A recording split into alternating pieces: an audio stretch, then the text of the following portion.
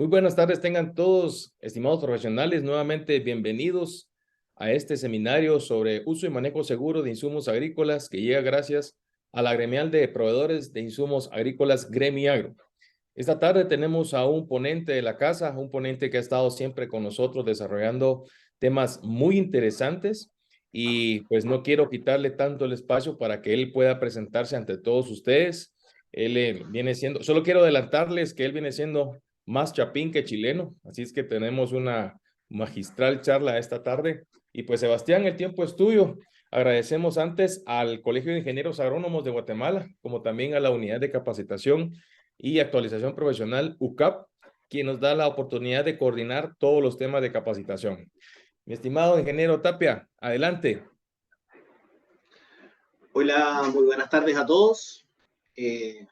Muchas gracias, Luis, muchas gracias a Gremiagro por el espacio y el tiempo.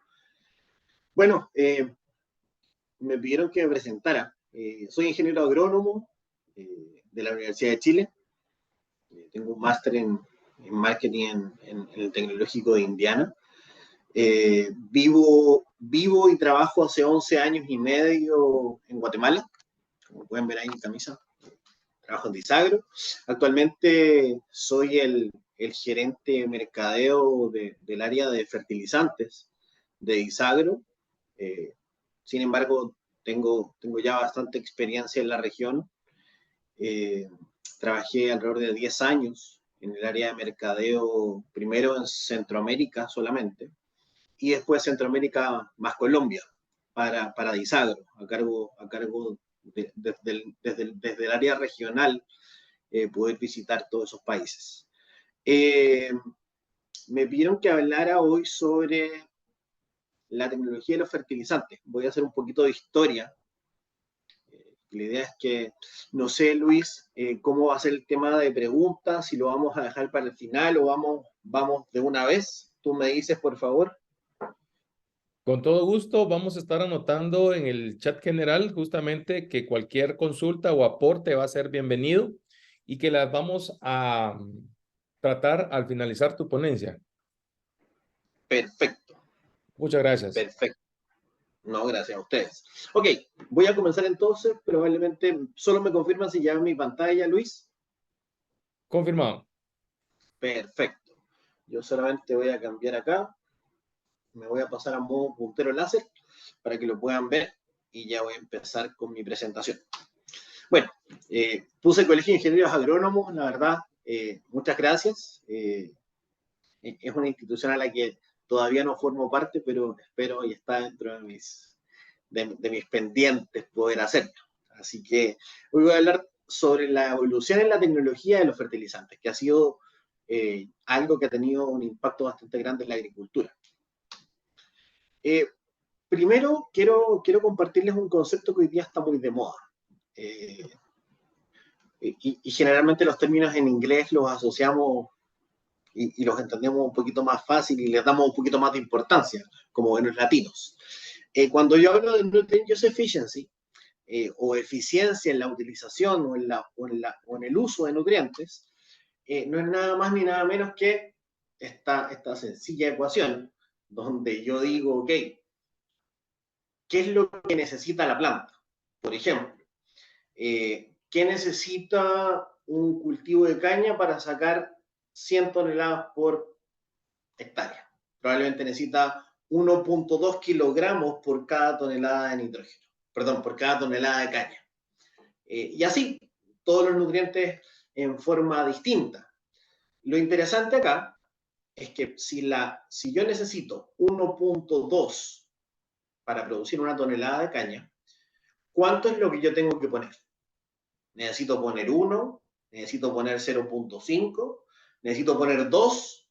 Tanto, mientras más distinto sea este número a 1, quiere decir que soy menos eficiente.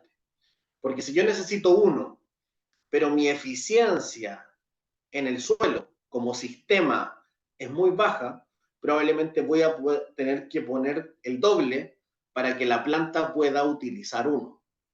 No sé si me siguen, pero la idea de que este número este resultado de esta ecuación. Mientras más cercano a 1, quiere decir que soy más eficiente.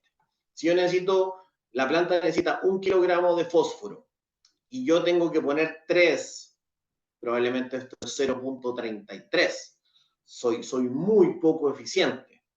Pero si yo necesito 1 y tengo que poner 1, realmente es muy teórico, pero mi eficiencia va a ser 1, porque ese 1 va a ser 100% aprovechado por la planta. Eso tiene que ver este concepto que lo vamos a tocar un poco más adelante en la presentación, pero quería empezar con esto porque la verdad que esto existe desde que la agricultura es agricultura. Siempre en la agricultura se busca generar la mayor cantidad de insumos o de producto final con la menor cantidad de insumos o recursos. Por lo tanto, eso es eficiencia. Y la eficiencia en la utilización de nutrientes tiene que ver con eso. Si nos vamos y hacemos un poco de historia respecto a lo que son los fertilizantes, probablemente nos remontamos a la historia de cuando este señor se dio cuenta de que probablemente gastaba mucha más energía recolectando frutos o recolectando plantas, que si él ponía las semillas en un lugar, se dedicaba a otra actividad y después lo que hacía era cosechar esta planta. Aquí comenzó la agricultura. Y aquí comenzó la utilización de sustancias de primera mano orgánicas para poder hacer que estas plantas que este hombre prehistórico estaba poniendo crecieran de mejor manera. Siguiendo con la historia, si nosotros nos remontamos a los libros, en la Biblia, de hecho, y en algunos otros libros de historia, se habla del légamo en Egipto, del légamo del Nilo, que no es nada más ni nada menos que materia orgánica y probablemente arcillas que se depositaban en la orilla del río y que la gente tomaba y utilizaba como un fertilizante o un algo en ese momento para que sus plantas y sus cultivos produjeran más. Se han encontrado yacimientos cercanos a las costas de los mares del norte de Europa, donde se han encontrado depósitos de algas marinas, tierra adentro, que originalmente no debiesen estar ahí, y probablemente asociados a la utilización, de estos materiales como fuentes de nutrientes. Por lo tanto, cuando digo que la agricultura partió cuando este hombre decidió empezar a poner semillas en vez de salir a buscar los frutos, me refiero a que la nutrición vegetal comenzó también ahí. Después de esto, obviamente empezó el tema de minería, la utilización de ciertos materiales, fertilizantes minerales. Y esta presentación, probablemente esta parte está muy ligada a Chile. Uno de los países más ricos de Sudamérica en algún momento de la historia fue Chile, porque tenía yacimientos bastante grandes de nitratos de sodio, nitratos de potasio, de origen mineral, que eran una fuente rica de nutrientes. Por lo tanto, estos nitratos o este salitre era lo que existía con una mayor concentración de nutrientes en esos momentos para ocupar como fertilizante. A inicios de los años 1900, probablemente dicen, ¿qué tiene que ver una bomba, un explosivo con la agricultura? La verdad que bastante. Cuando comenzó la Primera Guerra Mundial, la Gran Guerra, uno de los insumos más críticos era la obtención de explosivos. Y existían dos investigadores alemanes que habían logrado un proceso muy interesante. Estos dos investigadores alemanes habían logrado, mediante la conjunción de presión más temperatura, de tomar nitrógeno atmosférico, que es N2, y transformarlo mediante la utilización de presión y temperatura en nitrógeno sólido, nitratos, amonios.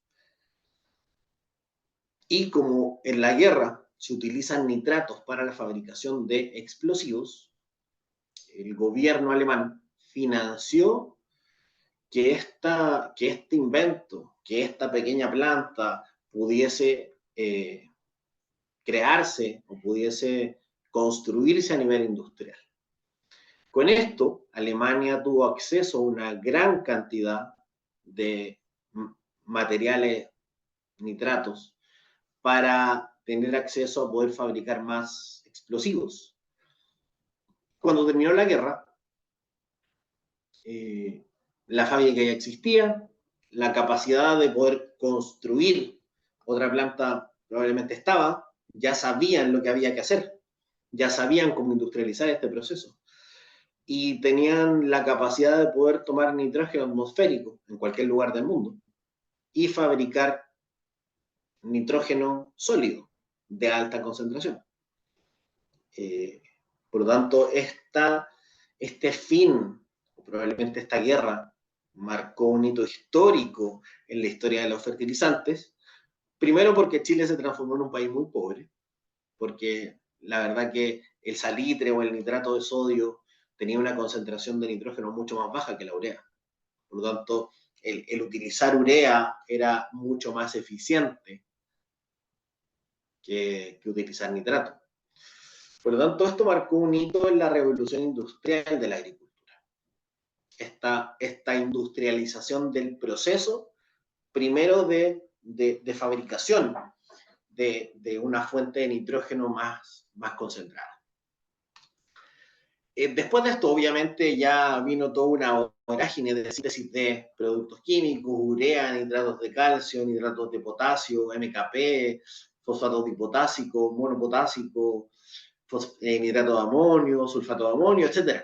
Por lo tanto, esto marcó un antes y un después. Y la fase siguiente en la historia de la agricultura fue una gran cantidad de fabricación de productos de síntesis que podían concentrar nutrientes, combinar nutrientes. Por lo tanto, la agricultura comenzó a avanzar a pasos agigantados en este momento. En algún momento la industria empieza a darse cuenta de que probablemente tenía fertilizantes con una alta concentración de nutrientes. Pero tenía que empezar a protegerlos de la lluvia, de la lixiviación, de la volatilización, básicamente de pérdidas de distinto tipo. La primera innovación tecnológica que hubo al respecto tiene que ver con la fabricación de esta tecnología que se llama Poly-S. Para mí explicarlo de la manera más sencilla posible, imagínense una botoneta. Imagínense una botoneta donde el chocolate es el fertilizante, el nutriente, cualquiera que sea, y el caramelo de colores que hay recubriendo la botoneta, en este caso era una película de azufre elemental. Compacto, que protegía de una manera bastante positiva el fertilizante. A medida que se iba rompiendo esta película superficial de azufre elemental, podía ingresar agua, la cual iba disolviendo el nutriente que estaba adentro, y a medida que se iba disolviendo, ya se iba liberando nutriente, obviamente en esa solución ingresa agua, va disolviendo el fertilizante o el nutriente, va saliendo y la planta tiene acceso, el cultivo tiene acceso a este. Súper interesante, mucho más eficiente que aplicar fertilizantes sin recubrimiento. El único gran inconveniente era que yo no sabía en qué momento se iba a romper esto, cuándo iban a comenzar a producirse estas grietas para que ingresara agua y saliera agua con fertilizante disuelto. Entonces, es una tecnología que vino a ayudar a mejorar la eficiencia de los fertilizantes sin ninguna duda. El único inconveniente de esta tecnología es que yo ya no sabía en qué momento iba a estar disponible este nutriente. Después de esto, La siguiente innovación, si nosotros miramos esto como una línea de tiempo, tiene que ver con esta sigla que aparece acá, que es Control Release Fertilizers, que tiene que ver con una liberación en el tiempo, una liberación controlada en el tiempo de los fertilizantes. ¿Cómo se logra esto? Si yo me imagino ahora una pelota de golf, en que cada una de estas hendiduras de una pelota de golf son pequeños agujeros por donde puede ingresar agua, disolver estos nutrientes que tengo dentro y ya salir agua con una disolución, con una solución rica en cada uno de los nutrientes que está dentro de esta pelota de golf, puedo tener un control de cuándo y cuánto va a salir. Mientras más gruesa era la película protectora y mientras más poros tenía, yo podía controlar cuánto tiempo podría tardar en salir todo el nutriente que estaba dentro. Por lo tanto, esta tecnología, esta es una infografía de una empresa israelita que se llama ICL. Es una tecnología súper interesante. El único gran inconveniente hasta el día de hoy son dos. Uno, que de todas maneras existe una pequeña contaminación de la finca. O sea, yo estoy agregando cada vez que fertilizo probablemente un par de kilos de plástico, que es la cobertura de este fertilizante. Y lo otro es que sigue siendo una tecnología muy cara y probablemente privativa para muchos cultivos, porque en muchas ocasiones la cobertura plástica cuesta igual o más que el fertilizante que yo estoy usando. Pero ¿esto qué me permite? Esta tecnología me permitía decir, por ejemplo, voy a aplicar un nitrógeno de 60 días. Esto quiere decir que yo aplicaba una fuente nitrogenada recubierta con esta película plástica y yo sabía que este proceso de entrega de este nitrógeno iba a ser de 60 días. Por lo tanto, podría ahorrarme una vuelta de fertilizante, podría ahorrar un poco de mano de obra. Eso hace que el control del tiempo, que no lo tenía la tecnología anterior de PolyS en comparación con la tecnología de SRFs, hace que esta tecnología sea mucho más interesante. Pero como les decía, con esos dos pequeños inconvenientes hasta el día de hoy. Uno, el tema del plástico. Se están desarrollando algunas tecnologías de ácidos polilácticos que son biodegradables, que probablemente van a permanecer solamente un par de meses y después se van a degradar. Pero sigue siendo una tecnología de coating o de recubrimiento muy cara para muchos cultivos. Posterior a esto, se empezó a investigar sobre los inhibidores. Y hablo de inhibidores porque probablemente hoy alrededor de un 60% de los fertilizantes nitrogenados que se producen en el mundo son urea, o a lo mejor un 65% probablemente, convirtiéndola en el fertilizante de mayor utilización en el mundo. Y la urea tiene dos problemas. Denme un segundo que quiero mostrar, perdón. Quiero mostrar esto primero. La urea tiene dos problemas, o el nitrógeno en general, si uno mira el ciclo del nitrógeno, tiene dos problemas. Uno, que tiene que ver con la volatilización. La urea, para que la urea funcione, la urea actúe y una planta pueda tomarla, se tiene que transformar primero en amonio. El proceso de transformación de urea a amonio tiene que ver con la actividad de una enzima que está presente en los suelos, que se llama ureasa.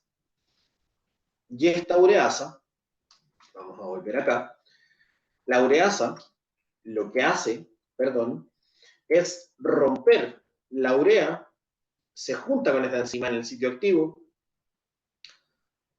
y esta ureasa logra romper esta molécula de urea.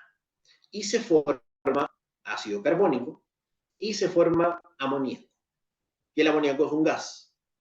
Por lo tanto, si esto ocurre en la superficie del suelo, un porcentaje importante de esta urea que se está rompiendo por efecto de la ureasa se va a volatilizar como un gas. Por ende, un porcentaje importante de esa urea que yo estoy aplicando al suelo la voy a perder y el cultivo no la va a poder aprovechar. Es por esto que se desarrolló esta primera tecnología, que es un inhibidor de ureasa, que básicamente lo que hace es usar el sitio activo, bloquear a la ureasa,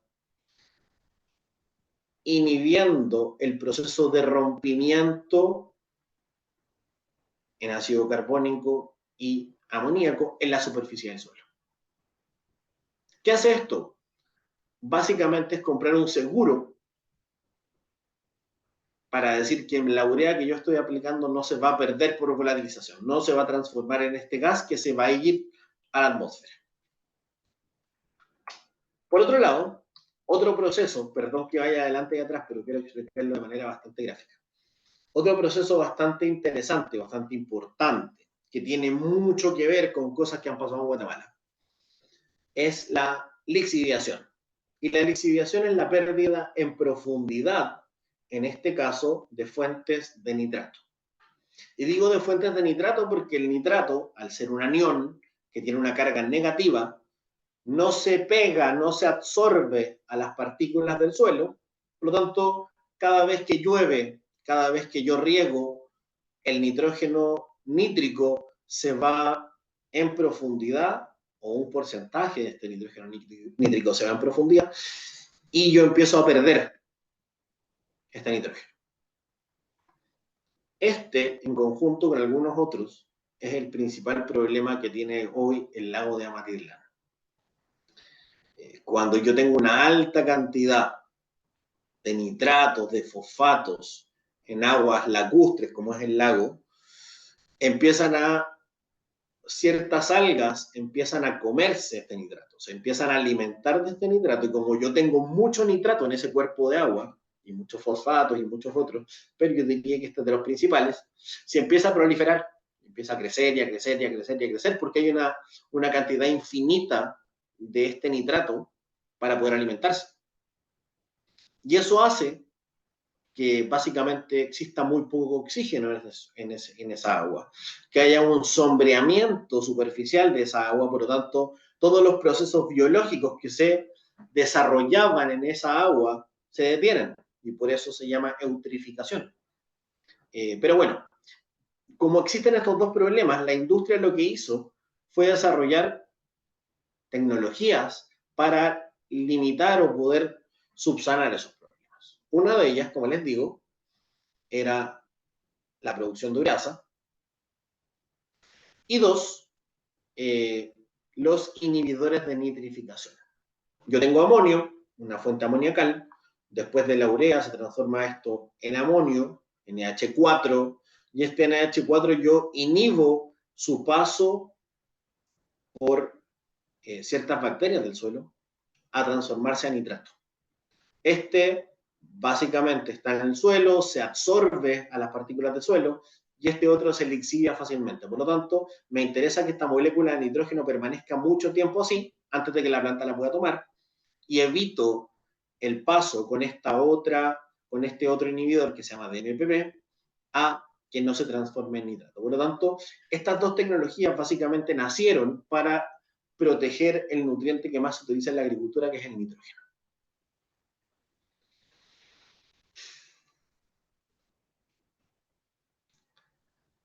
Ya vimos esto, entonces, por lo tanto, tenemos que la ureasa, lo que hace básicamente esta molécula es romper la molécula de urea y que exista la volatilización o pérdida gaseosa de este nitrógeno. Lo interesante de esto, pese a que urea es el nutriente o el fertilizante más que un nutriente, porque el nutriente es nitrógeno, el fertilizante más utilizado en la agricultura, es el que tiene mayor cantidad de pérdidas por volatilización. La volatilización, como dice acá, dependiendo del ambiente y cómo yo la esté aplicando, puedo alcanzar hasta entre el 40 y el 60% de las pérdidas. Por lo tanto, si yo aplico 10 sacos de urea por hectárea, puedo llegar a perder 4 a 6 de esos 10 que estoy aplicando. O sea, no es poco. Es un problema bastante importante. Muy interesante esto. En este caso, en estas pruebas, en estas evaluaciones que voy a mostrar, 2 días después de la aplicación, ya se había logrado la pérdida máxima por volatilización.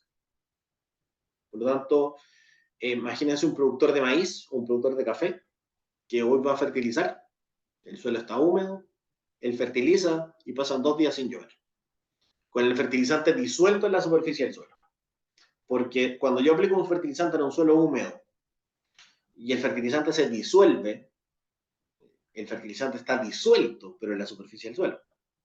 Por lo tanto, la volatilización va a existir, porque ese fertilizante no ha tenido una lluvia o un riego que lo haga penetrar en profundidad en el suelo, sino que va a estar disuelto en la superficie del suelo. ¿Cómo se hace esto? La verdad que es una forma bastante sencilla. Estas se llaman trampas de amoníaco. No voy a entrar demasiado en detalle, pero esta trampa lo que tiene es ácido, una esponja con ácido. Y el ácido rápidamente le entrega un protón al amoníaco y se transforma en amonio. Entonces, esto captura el amoníaco y yo 2 días después saco la esponja y tengo otra al lado y la saco 4 días después, o 5 días después, 10 días después, 15, 20, 25, etc. Y voy determinando cuánto gas atrapó esa esponja. Entonces, se puede ver acá que probablemente en los 3 primeros días yo ya tuve un 30, 35% de pérdida del nitrógeno que yo estoy poniendo para que mi cultivo lo tome. Por ende, el utilizar inhibidores de la volatilización es bastante básico para tener una agricultura de alto rendimiento. ¿Qué otra cosa puedo hacer yo? Obviamente yo puedo incorporar la urea. Si yo entierro el fertilizante a más de 15 centímetros, yo me aseguro de que el proceso de volatilización ya no exista. Pero uno de los grandes inconvenientes que estamos teniendo hoy en la agricultura es que tenemos poca mano de obra. Y fertilizar una manzana, una hectárea, incorporando el fertilizante, versus poner un fertilizante en la superficie del suelo que tenga alguna tecnología para que evite la volatilización, en términos de costos, se hace mucho más sencillo y más viable aplicar un fertilizante, un inhibidor de ureasa, que incorporar la urea.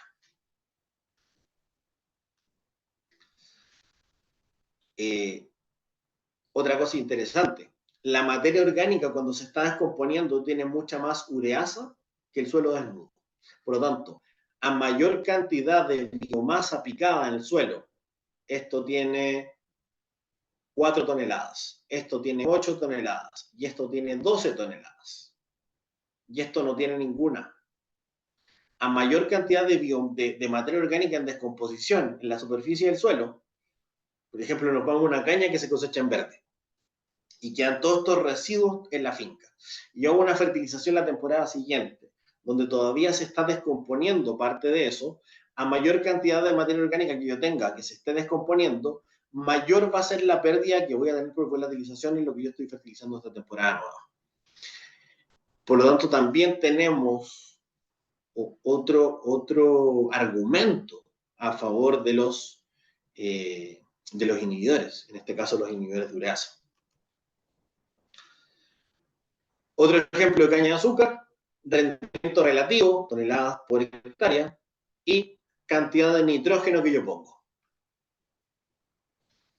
A medida que aumenta el porcentaje de volatilización, o sea, la cantidad que yo he perdido, tengo un menor rendimiento relativo. Si yo no tengo pérdidas por volatilización, voy a poder llegar a rendimiento más alto.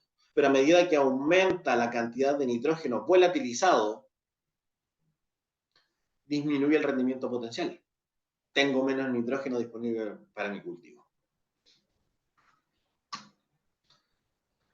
La diferencia entre utilizar urea y utilizar un inhibidor de ureasa en los primeros 5 días marcan una diferencia sustancial en el rendimiento potencial que yo voy a tener, porque aquí voy a tener una pérdida de rendimiento bastante alta y acá no.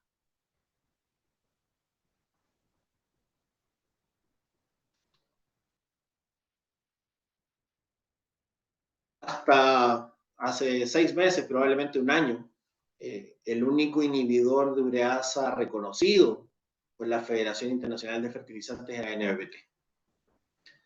El día de hoy ha salido un inhibidor de ureasa mucho más eficiente, que logra proteger a la urea muchos más días de la acción de la ureasa, por lo tanto, disminuir notablemente la volatilización. Y este es Nitroxen XP, que es un producto de segunda generación.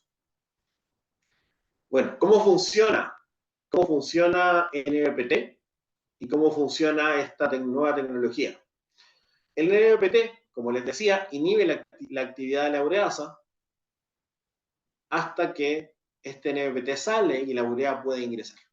En el caso de Duromite, que es un inhibidor bastante más estable, agrega un paso extra al proceso de inhibición de volatilización. Por lo tanto, tengo más días de protección con respecto al NPT.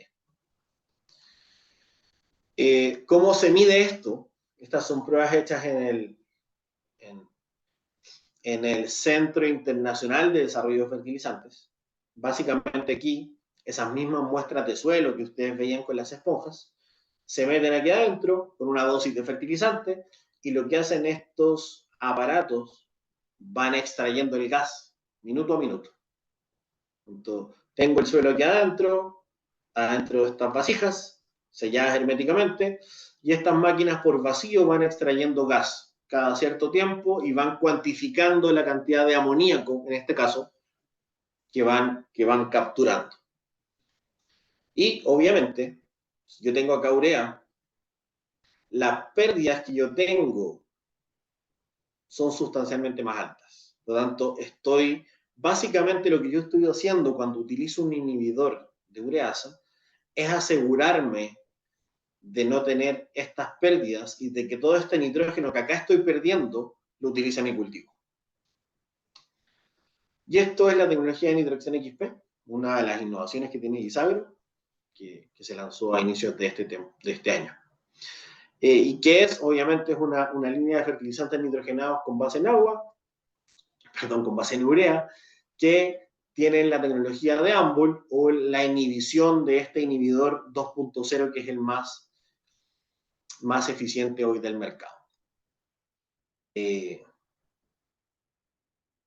Urea 46% con un inhibidor de ureasa y así distintas líneas. ¿Qué beneficios? Y aquí el beneficio mayor es que el agricultor va a poder invertir el dinero en lo que necesariamente usa. Si compra 40 kilos de nitrógeno, probablemente le va a llegar algo muy cercano a 40 a su cultivo.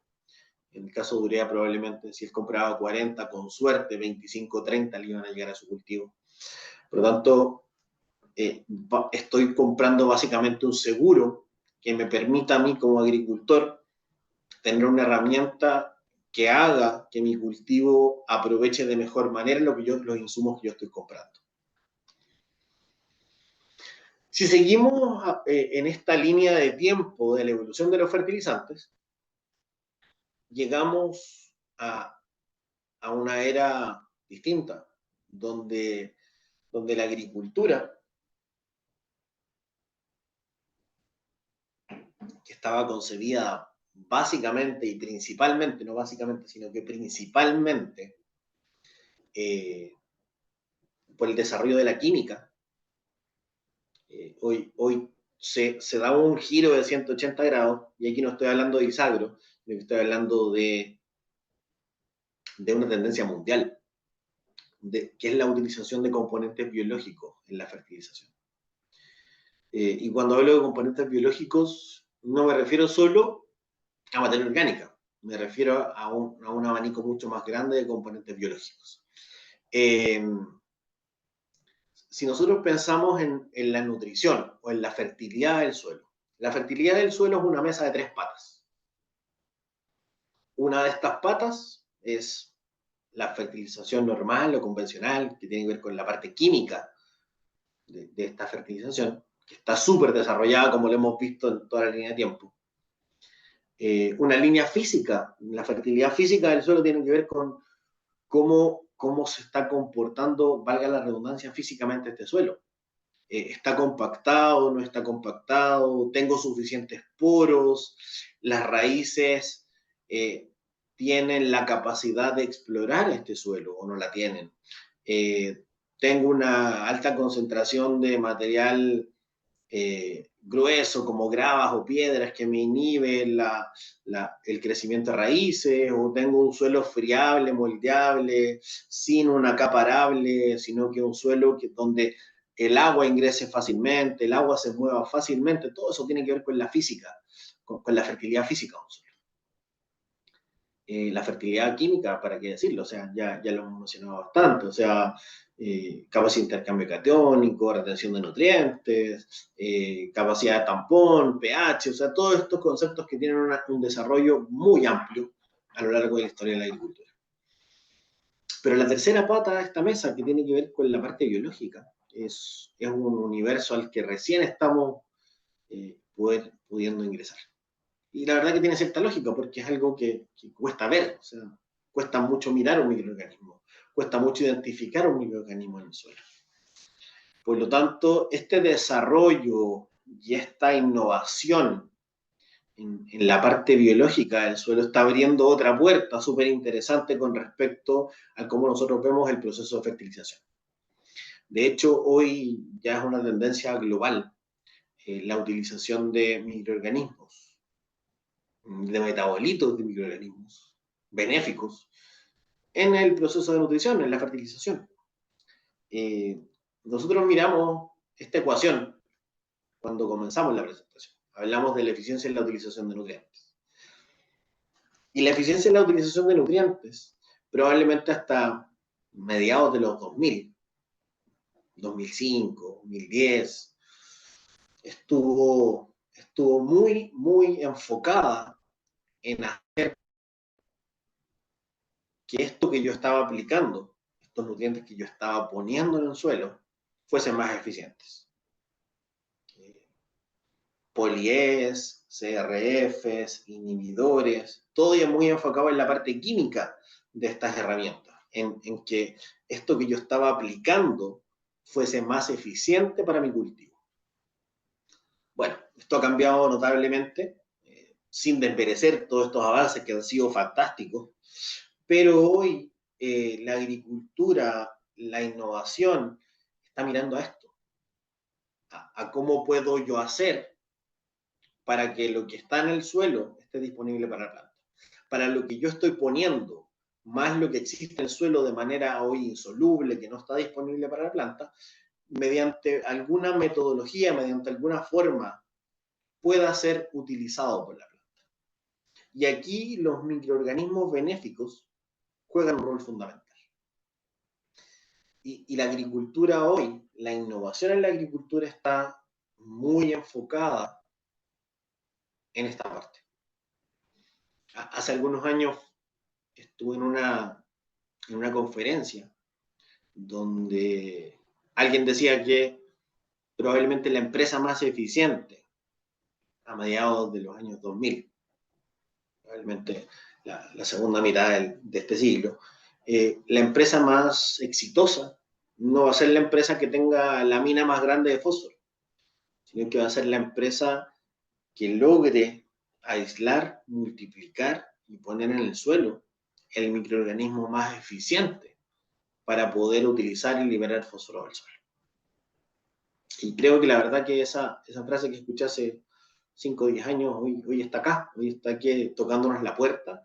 Y como les digo, si ustedes entran a internet y empiezan a mirar y a leer de innovación en la agricultura con respecto a nutrición, todo el mundo está trabajando hoy con la componente biológica de este proceso que es la nutrición de cultivos.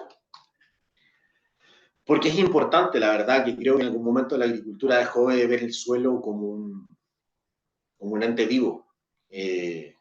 Básicamente el suelo, como dice acá, es un recurso natural no renovable. Y cuando digo no renovable es porque probablemente lo que yo puedo destruir en 5 años me va a costar 100 poder recuperar. La verdad es que esas escalas de tiempo hacen que se determine el suelo como un recurso no renovable. Cada día necesitamos producir más. Y producir más es mayor volumen y lo otro es producir mejor. Y el producir mejor tiene que ver con un concepto bien interesante, que es que es de salud del suelo, que es ver este suelo como un ente que tiene que ser no solamente saludable desde el punto de vista fitopatológico, sino que tiene que ser un ente vivo, resiliente, que me permita producir hoy 100, pero que en 5 años también me permita producir 100. Y que no tenga que yo hacer el doble del gasto para producir los mismos 100. Por lo tanto, el que sea una producción sustentable en el tiempo. Y hacia ese lado está tornando la agricultura hoy y la evolución en la agricultura.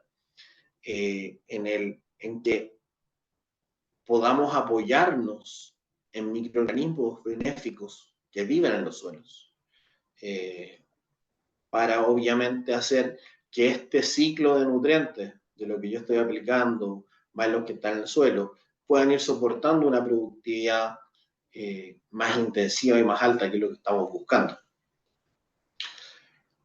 Tenemos una línea completa en Disagro relacionada con estos microorganismos benéficos y metabolitos de microorganismos benéficos que van en el fertilizante. O sea, nosotros hoy tenemos la capacidad de poder impregnar en el fertilizante un microorganismo benéfico, obviamente como cuerpo de resistencia, que cuando llega al suelo se activa y tiene la capacidad de poder liberar fósforo, fijar nitrógeno, liberar potasio, producir fitohormonas, por lo tanto, ayudar a este cultivo desde el punto de vista biológico a generar un mejor rendimiento.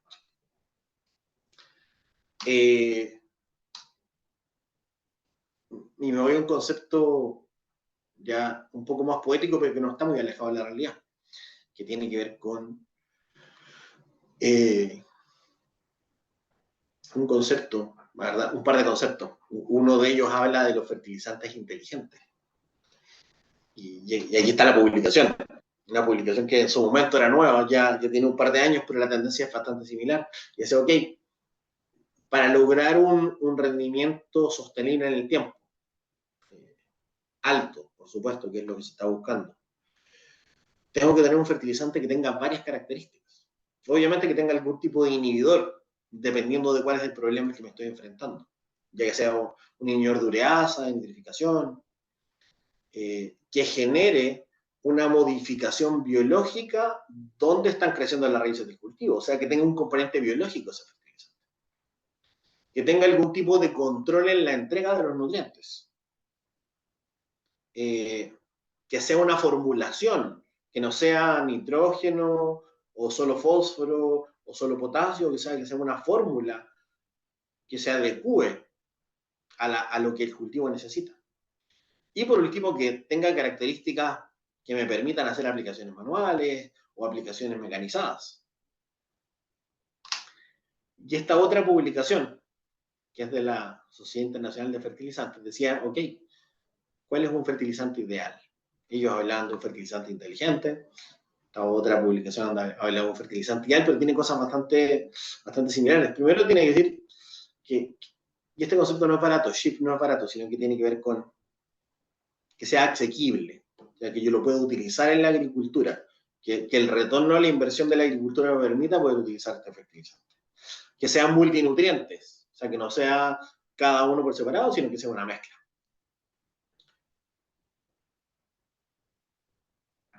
Que sea bioactivo, o sea, que tenga un componente biológico dentro de esa formulación. Que tenga algún tipo de coating o algún tipo de matriz que me haga a mí poder entregarlo en el momento que la planta necesita. Que no tenga problemas físicos, o sea, que lo que yo tengo dentro del saco yo lo pueda aplicar de forma manual o de forma mecanizada. Y por último, que sea hecho a la medida del cultivo. El maíz no necesita lo mismo cuando yo lo siembro que cuando estoy llegando a B8. El café no necesita lo mismo cuando yo estoy iniciando temporada post-floración que cuando estoy en maduración. Por lo tanto, todas estas características, más todas las tecnologías, hacen que yo tenga hoy la capacidad de poder generar una respuesta adecuada para un cultivo, para un momento específico, y que tenga tecnologías que hacen que esto que estoy aplicando sea más eficiente. Y pongo eso porque en eso está trabajando la industria. O sea, nadie está trabajando hoy en hacer que la urea sea más redonda o que el KCl sea rojo o sea blanco, sino que están todos trabajando, o por lo menos todos estamos trabajando, o algunas empresas estamos trabajando en esto, en buscar tecnologías, como que ya les mostré, que hagan que el proceso de fertilización y de nutrición de un cultivo sea mucho más eficiente. Un pequeño comercial ahí. Dentro, por ejemplo, una fórmula hecha a la medida, Ferticafé Inicio, para el inicio del cultivo, después de la floración, primera fertilización, la cantidad de nutrientes que el cultivo necesita y las tecnologías asociadas que van a hacer que esta fórmula, hecha a la medida de un cultivo para un momento fenológico específico, sean más eficientes. Muchas gracias. Espero no haber hablado muy rápido. Traté de tomarme todo el tiempo posible para poder explicar de mejor manera cada una de las tecnologías. Probablemente para muchos agricultores y para gente que no trabaja en el gremio de los fertilizantes, se vende lo primero que se vende lo mismo que se vendía hace 20 años, pero la verdad que toda la evolución que ha habido en tecnología de fertilizantes es bastante amplia y hoy en el mercado ustedes pueden encontrar respuestas mucho más adecuadas para sus cultivos. Pero lo importante es que sepan que estas tecnologías existen y que habemos empresas que vamos ahí trabajando, tratando de hacer innovación y tratando de traer lo mejor del mundo para que básicamente ustedes puedan producir mejor. Muchas gracias, Luis. Al contrario, Sebastián, te agradecemos mucho esta ponencia que nos has trasladado esta tarde. Tenemos una consulta de momento de Eduardo García. Dice que se nos enredó un poco en el tema de los inhibidores. ¿Pueden considerarse inhibidores de emisión los polímeros recubiertos o estos entran en otra categoría? Ok, no. Los polímeros plásticos básicamente eso es una cobertura física que lo que hace es evitar lixiviación, evitar pérdidas por arrastre y obviamente algo de la inhibición de la ureasa. Pero básicamente lo que yo diría que el plus más grande o la mayor eficiencia en el caso de un polímero tiene que ver con la entrega controlada en el tiempo.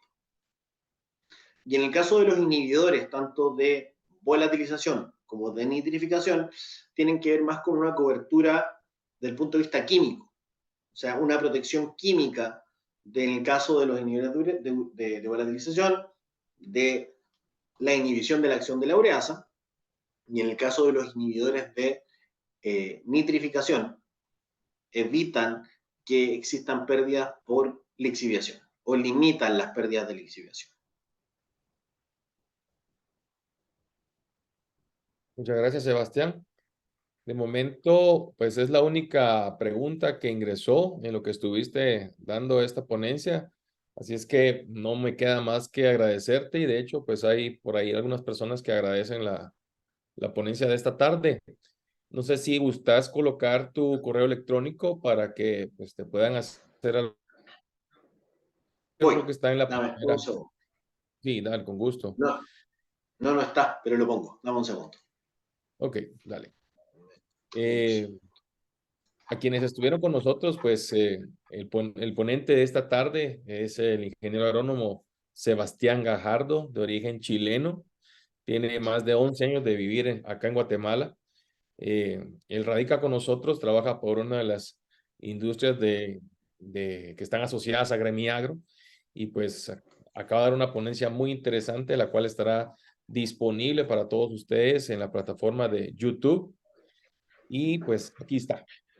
Aquí está. Está dejando su correo electrónico para que cuando ustedes gusten hacerle alguna consulta al respecto, pues Sebastián está en toda la disposición de colaborarles.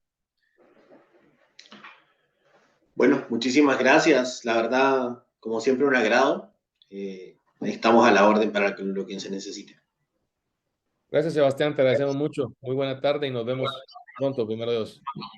Que tengan muy buena tarde. Hasta luego a todos. Buena tarde. Cuídate. Gracias a todos por asistir a esta charla de capacitación.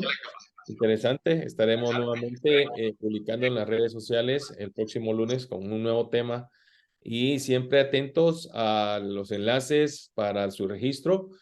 En el caso de la asistencia, basta con su permanencia e ingreso para que la plataforma pueda indicarnos cuánto tiempo estuvieron con nosotros y así poder ir generando el porcentaje de aprobación. Agradecimiento a SIAG, a UCAP y por favor a Gremiagro también por la oportunidad de esta charla. Muy buenas tardes a todos y nos vemos en una próxima capacitación. Hasta pronto.